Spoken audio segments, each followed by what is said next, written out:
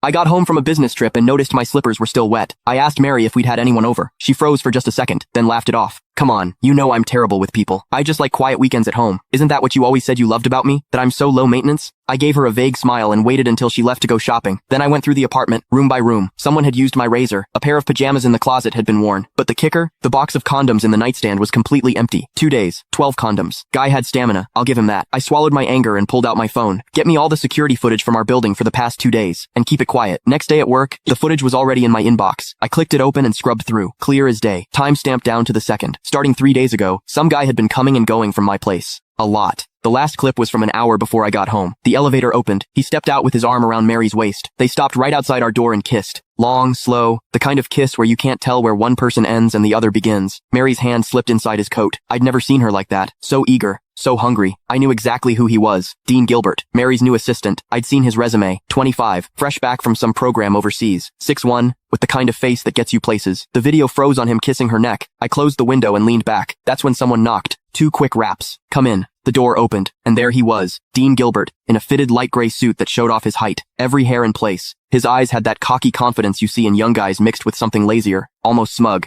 He was holding a folder. Chairman Dickerson. His voice was all business. President Henson asked me to bring over the year-end bonus list for your signature. He walked to my desk and set the folder down. No small talk. Didn't leave. Just stood there, waiting. Perfect posture. But his eyes drifted past me to the bookshelf like this was just some boring errand. I looked up at him. He didn't flinch. He even smiled, a smile that was hard to read. Normally, when Mary sent stuff like this or had her secretary bring it, I'd glance at the total and sign. She handled HR and finance. I'd always given her free rein. But today, I picked up the folder, opened it. I went through page by page. Bonuses ranged from tens of thousands to a few $100,000, nothing unusual for this year. Then I hit the last page. My hand stopped. Next to Dean Gilbert's name was a long string of numbers. Year-end. Bonus. $1 million. And in the notes, plus one company BMW, 730 Li, $1 million.